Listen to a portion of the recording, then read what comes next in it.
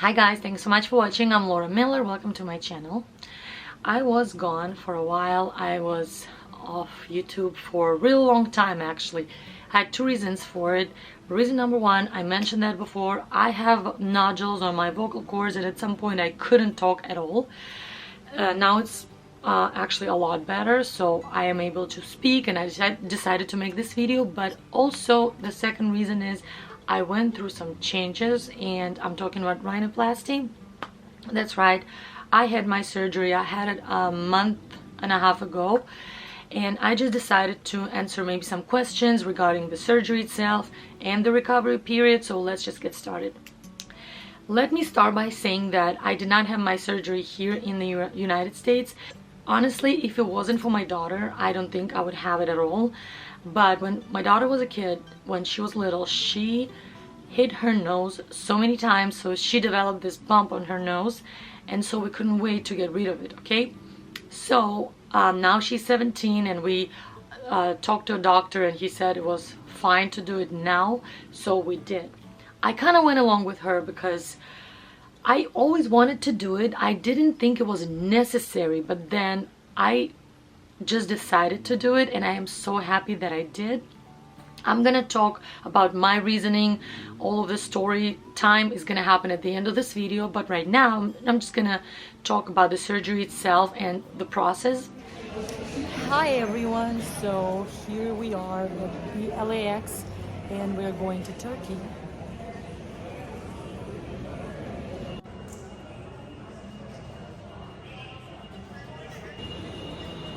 I am a terrible flyer, I must admit. I do not like being on a plane. Anxious.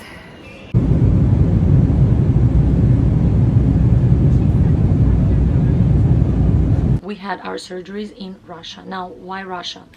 I had several reasons for it, but reason number one, the main reason is because I wanted the best doctor for my daughter, well, and myself, of course. And okay, so I am from southern part of Russia originally, like Armenia, Georgia, southern part of Russia. It's all, we are known, my people are known for having slightly larger noses. And so doctors are simply, like plastic surgeons, are simply more experienced when it comes to rhinoplasty. So that was my reason, and I did my research. I found the best doctor, but it was kind of meant to be because this doctor was actually, he lives in the same city where my daughter's father lives currently. So my relatives, her father, they all still there. So we had a huge support group, and it was meant to be. But another reason is also, thing is, it's, well, okay, don't get me wrong. Do not go for cheap doctors, cheap hospitals. No, don't do that. But the best doctor over there, the best plastic surgeon over there is going to be significantly cheaper. No, I should say less expensive than here in the United States, okay? I am sure doctors are amazing here, but it is ridiculously expensive. So the money that we spend overall for a trip, airfare and all of that, plane tickets, whatever, everything, it was the cost of one surgery over here. So one of us could do the surgery. I don't even think we spend that much.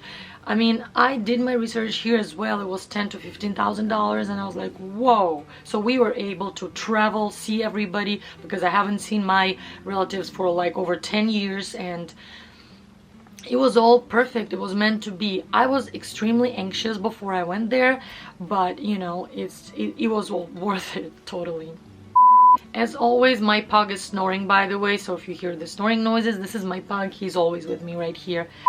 So before the surgery, our doctor gave us a whole list of tests, lab work, all that thing that needed to be done. And here's the thing.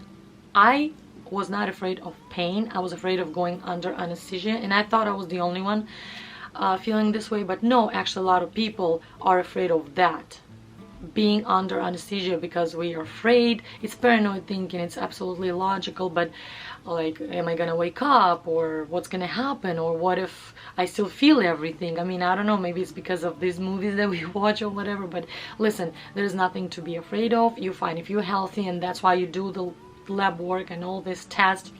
you're going through this, and the doctor makes sure that you're healthy enough and everything is going to be fine. Don't be afraid. So yeah, we did all that. So my daughter had her surgery first. This is the way it was scheduled, and we were both afraid. Honestly, I was about to chicken out. She did amazing. She did great. She is my hero, honestly. She went there first, and even though she was afraid and she was crying, but she like, okay, fine, I just have to do it, and she did. And the day of her surgery, I was extremely anxious. I was scared. I was not myself. I couldn't eat, and I was like, you know, I actually, I was talking myself out of it, because I was like, nah, it's okay. She has a bump. She needs to take care of it. It needs to be taken care of, but I am okay. My nose is okay. And I kind of was like, no, it's fine, it's fine. But I'm so happy. Like, my friend and my sister, they're like, listen, you're already here. If you're gonna go back to US without your nose surgery, you're gonna feel stupid and you're gonna regret.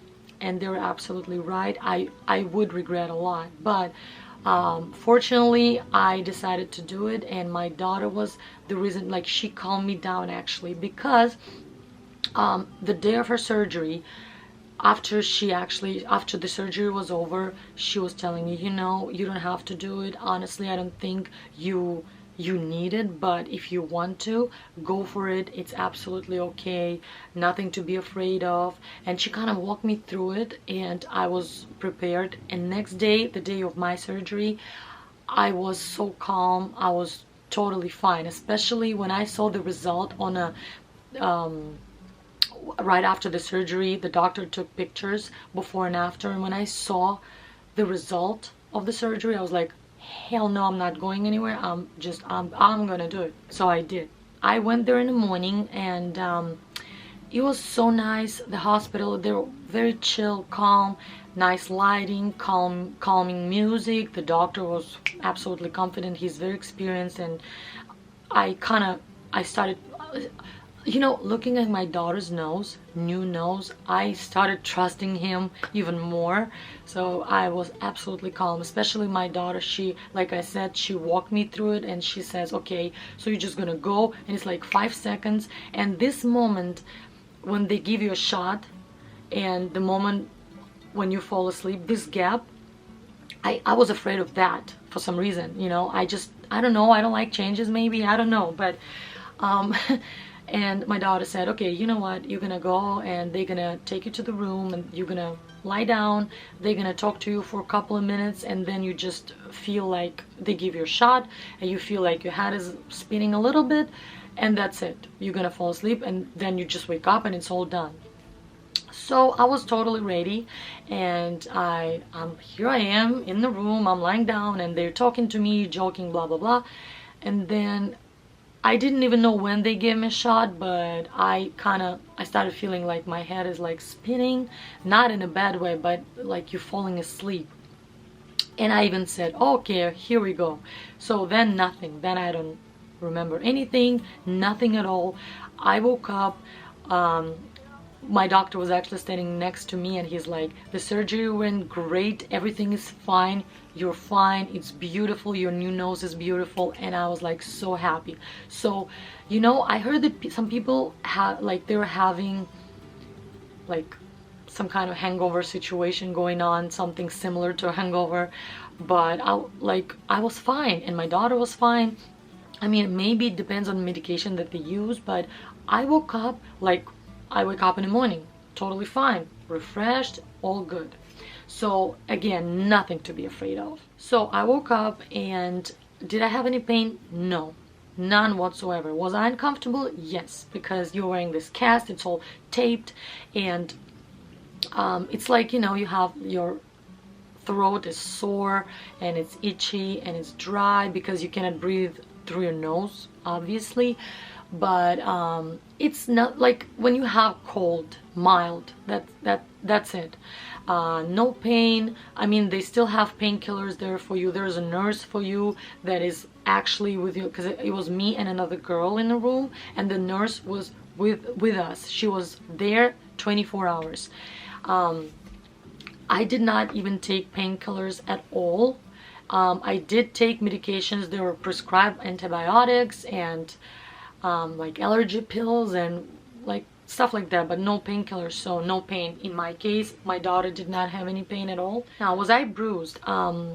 Not the first day. The first day I was fine. I didn't see any marks whatsoever. I looked in the mirror, I remember I was like, huh, look at me. Nothing. But then next day it started showing up. I had red eyes, my under eye area, I had this discoloration. It's you look pretty bruised for a week for sure. So, but then it goes away. After 2 weeks you pretty much don't have any signs of surgery whatsoever. So I had somebody, you have to make sure that somebody's gonna be with you. My daughter and I, we had my sister and my friend, they stayed with us for 10 days and they were taking care of us, because honestly you cannot do anything heavy lifting. Why would you? But I'm just saying, like, not much you can do. The way you should sleep is your bed should be slightly inclined and you can sleep on your back only. So you have to make sure that you're not sleeping on your side or on your stomach. Obviously not. I mean, how is it possible? But okay. So the first week after the surgery is the tough one, okay? You cannot sleep because your back hurts. You cannot breathe through your nose, and that's why your throat is dry and itchy. And just, you know, do your best to drink a lot of water, sleep, rest. Don't do like no physical activity or anything like that, of course. Just rest, okay? And it's extremely important to follow your doctor's instructions and take your medication, because you have to heal well. So it's very, very important. So on the 7th day when we went to see the doctor, because he had to replace the old cast, put the new one on, just to see what's going on, to see whether or not you're healing properly. And so also we had this silicone stuffing, whatever you call it, in our noses, so he took that off. And so this is the first time you actually can breathe, and it's just, oh my goodness, such a relief. So when we went there, he even mentioned, he's like, I can tell you're following my instructions because you're healing well. So extremely important to take all your meds and rest and do whatever he says. So also, this is the first time I saw my nose, and the same for my daughter, of course. The first time I looked in the mirror, I was like, oh my god, it's so cute. It was still swollen, it still is. It's gonna take up to 1 year to, you know, see the firm result, but still you can tell the shape and everything. You still see the result of your surgery, and it was like, oh my god, it's so cute. I loved it. And it was like a lot of weight was lifted off my shoulders, off my nose in this case, if you will. You know, it's just, it's nice feeling. And then it takes another 7 days to get rid of all the bruises and marks on your face. So in total it takes 2 weeks.